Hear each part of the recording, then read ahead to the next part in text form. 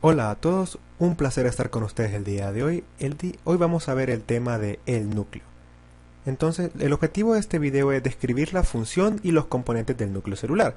Por lo tanto, vamos a ver lo que son las generalidades del núcleo, sus funciones, componentes y algo de correlación clínica para ver la aplicación de todo este conocimiento. Antes de hablar propiamente dicho de lo que es el núcleo, vamos a hablar de qué es la célula. La célula es la unidad estructural y funcional de la vida, en especial la del ser humano, porque estamos compuestos de millones y millones de células de miles de tipos distintos. Una pequeña mala concepción que tenemos de la célula es que la célula es una estructura estática. La célula sufre cambios radicales a través del tiempo. Por ejemplo, el organelo del día de hoy, el núcleo, es de los que más sufre cambios. Por ejemplo, durante la división celular, el núcleo ocupa dividirse de gran manera. Como miramos en este pequeño video, podemos observar cómo el contenido dentro del núcleo tiene que ser separado por múltiples fibras a dos extremos distintos para llegar a las dos células. Esto, como deben imaginar, es un cambio muy radical y fuerte para la célula, en el cual no solo el núcleo se ha afectado, sino que todos los organelos. El día de hoy vamos a enfocarnos primordialmente en cómo es el núcleo en una célula que no se está dividiendo, en una célula que se considera que está en interfase. Entonces, la célula tiene en sí mismo dos compartimentos. El primer compartimiento es el citoplasma. El citoplasma es todo lo que está ubicado entre el núcleo y la membrana celular. Es decir, que puede ser bastante extenso dependiendo de la célula. Entonces, el citoplasma es una estructura líquida coloidal en el cual se ubican la gran mayoría de los organelos y en el cual se cumplen múltiples funciones bioquímicas. A dar un ejemplo, la glucólisis, que es romper el azúcar, la primera fase que tiene una célula para poder utilizar el azúcar como combustible, sucede en el citoplasma. Así que si no hay citoplasma, no hay muchos procesos bioquímicos esenciales para la vida.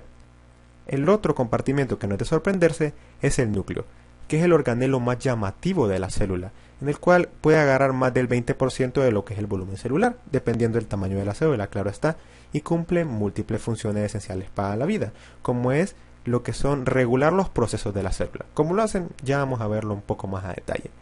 A pesar de que los compartimentos son considerados distintos, eso no significa que no interactúan. La interacción celular entre el núcleo y el citoplasma es esencial para la vida. Si no hay una comunicación entre el núcleo y el citoplasma, no se dan los procesos celulares más esenciales, y la célula por lo tanto moriría. Pero hay algunas excepciones, porque no en todos los seres vivos hay núcleos. ¿Cómo es eso? Dando un ejemplo, a todas las células que sí tienen núcleo propiamente dicho, se le denominan células eucariotas. Todas las células del cuerpo humano tienen núcleo y por lo tanto son consideradas eucariotas. Entonces, nosotros somos seres eucariotas, al igual que los perros, los gatos, los lagartos, etc. Pero hay algunos seres que no tienen núcleo y son considerados procariotas. Estos son, por ejemplo, las bacterias. Pero esto no significa que ellas no tienen ADN, que es el contenido del núcleo. Solo significa que no tienen una membrana que ayuda a separar el ADN del citoplasma. Por lo tanto, en los procariotas, su código genético está ubicado en el citoplasma independientemente sin membranas, mientras que en los eucariotas está separado, por así decirlo, más ordenado. Esta clasificación puede llevar a algunas pequeñas confusiones histológicas, porque siempre hay excepciones en el cuerpo humano. Uno de los ejemplos es el glóbulo rojo, que propiamente dicho no tiene núcleo, pero no lo vamos a considerar un procariota más cercano a las bacterias.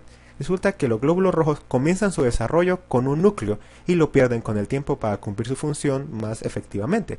Por lo tanto, siempre son considerados eucariotas. Algunas células humanas, como los osteoclastos, células que habitan en el hueso y ayudan a remodelarlo, lo que realmente son múltiples núcleos que pueden llegar a ser más de 5, pero ya que cumplen las mismas funciones, siempre son consideradas eucariotas. El núcleo, que pueden imaginar en esta imagen de la estructura redonda oscura que se puede observar, es de una célula llamada normoblasto, que es un eritrocito en maduración y está ubicada en la médula ósea. Las funciones del núcleo son las siguientes. Número 1, la regulación celular. La mayoría de los procesos celulares tienen que ser llevados en cierta forma a compás del núcleo. Por lo tanto, algunas personas consideran el núcleo como el cerebro de la célula. ¿Cómo lo hace?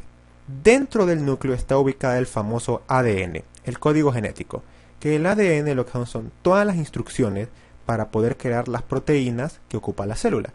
Estas proteínas van a ser componentes de la célula en sí misma o van a ayudar a cumplir procesos celulares. Por lo tanto, se podría considerar que el ADN es como un instructivo o como un libro de cocina. que permite saber cómo armar las cosas, cómo armar un buen platillo, cómo armar una buena proteína. Pero una cosa es ser el libro de cocina y otra cosa es ser la mano de obra que lee y hace la proteína al leer las instrucciones.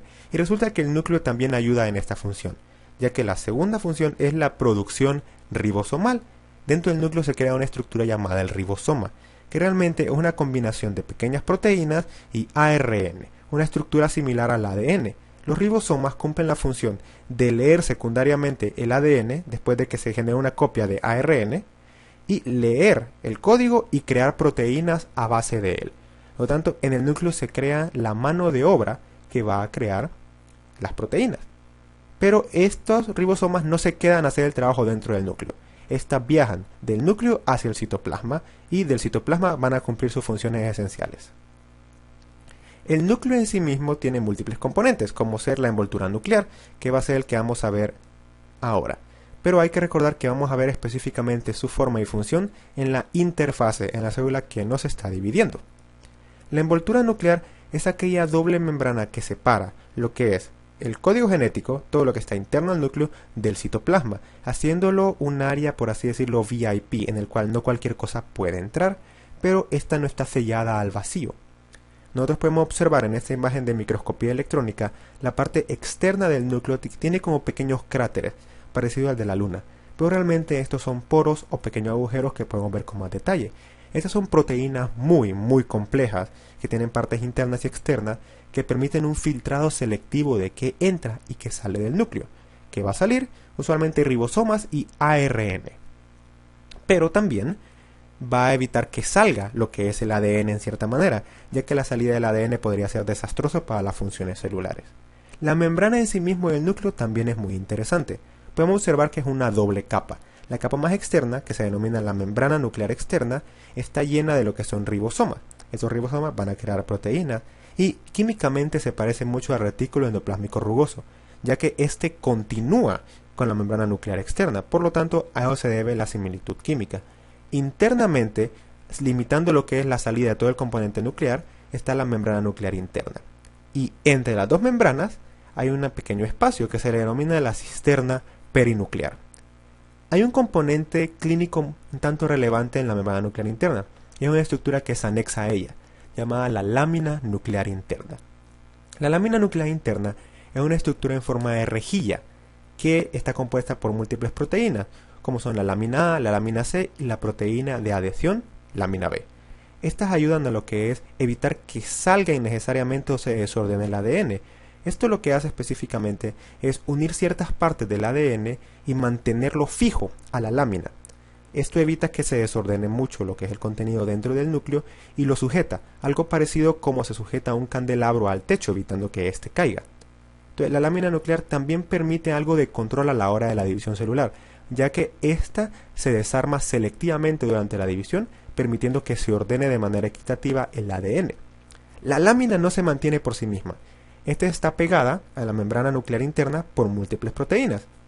Por ejemplo, hay una proteína llamada hemerina que lo que hace es sujetar la lámina en sus porciones A y C, la nurima solo para la porción de la lámina A y el receptor de la lámina B, que como deben imaginar, ayuda a sostener la lámina B.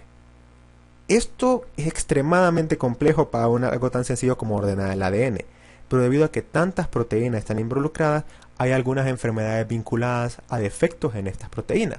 Una de ellas son las distrofias musculares, en específico lo que es la distrofia muscular de Emery-Dreifuss. ¿Qué es una distrofia muscular? Estas son enfermedades o patologías asociadas a debilidad muscular y por lo general son de origen genético. Para eso podemos hablar un poco de músculo. El músculo realmente son muchas fibras unidas, fibras muy pequeñas, que cuando miramos son células alargadas llamadas miocitos. Estas células sufren de lo que es fricción y lo que es cualquier daño físico cuando uno corre, hace pesas, etc. y se daña. Por lo tanto, después de eso ocupa regenerarse. Por lo tanto, ocupa más proteína y para eso ocupa del núcleo. Cuando hay un defecto en las láminas, este puede generar lo que es la incapacidad de generar proteínas a tiempo o en lo absoluto y por lo tanto reducir la capacidad de regeneración de la célula. Si la célula se daña mucho y no se regenera, esta puede morir y el músculo en general se va a ver más pequeño. A eso se le denomina atrofia muscular. Con el tiempo, las personas con distrofia muscular de Emery-Dreifuss van a ir perdiendo la capacidad de moverse, de levantarse o de mantener ciertas posturas. La pérdida muscular es dependiendo de la actividad de la persona, pero siempre hay una incapacidad para regenerarse. También hay defectos en los tendones, que es la parte que une el músculo al hueso, ya que también está hecho de células en parte, y ya no hay células que permitan generar a tiempo las partes para regenerarlo. Un gran defecto que tienen las personas con distrofia muscular de Emery-Dreifuss, porque existen otras distrofias musculares no vinculadas a problemas laminares, es que el corazón también es un músculo, y en este caso, cuando hay daño en el corazón, no se puede regenerar. Entonces, las personas con distrofia muscular de Emery-Dreifuss tienden a tener enfermedades cardíacas graves que pueden llevar a la muerte. Estas no pueden ser tratadas efectivamente y no se detectan a tiempo y la persona fallece. Si se detectan a tiempo se puede colocar un marcapaso o inclusive se tiene que requerir a un trasplante de corazón. Entonces es importante detectarlo a tiempo, más que todo porque es una enfermedad genética. Eso tiene relevancia ya que estos signos se dan más o menos a los 20-30 años, después de la edad reproductiva. Una persona que aparentemente era sana puede tener un hijo, presentar síntomas, y eso puede significar que el hijo pueda también tener la enfermedad. En el caso se tiene que detectar rápidamente para evitar los síntomas en la siguiente generación y mejorar la calidad de vida. Una de las pruebas que se puede realizar son las siguientes, que son pruebas sanguíneas, que se intenta detectar la creatinina, fosfocinasa o la mioglobina. Esas son estructuras, enzimas y proteínas que están dentro del músculo. Cuando se daña el músculo o muere, este va al torrente sanguíneo, y cuando aumentan estos valores simboliza que el músculo se está dañando. Puede ser tanto un músculo esquelético, es decir, lo que está con nuestros brazos, piernas, etc., o músculo cardíaco. Un aumento significativo puede indicar un problema como una distrofia muscular. Después de esto se tienen que realizar otras pruebas, por ejemplo, pruebas genéticas para poder confirmarlo. Después de esto se puede dar un tratamiento oportuno para la persona para mejorar su calidad de vida y darle consejería acerca de natalidad, ya que es probable que si tiene un hijo, este también pueda sufrir la enfermedad. Espero que el video les haya gustado. El día de hoy nos enfocamos más que todo en la parte externa del núcleo y en el siguiente video vamos a ver más que todo lo interno y las funciones y más clínicas acerca del núcleo. Hasta la próxima.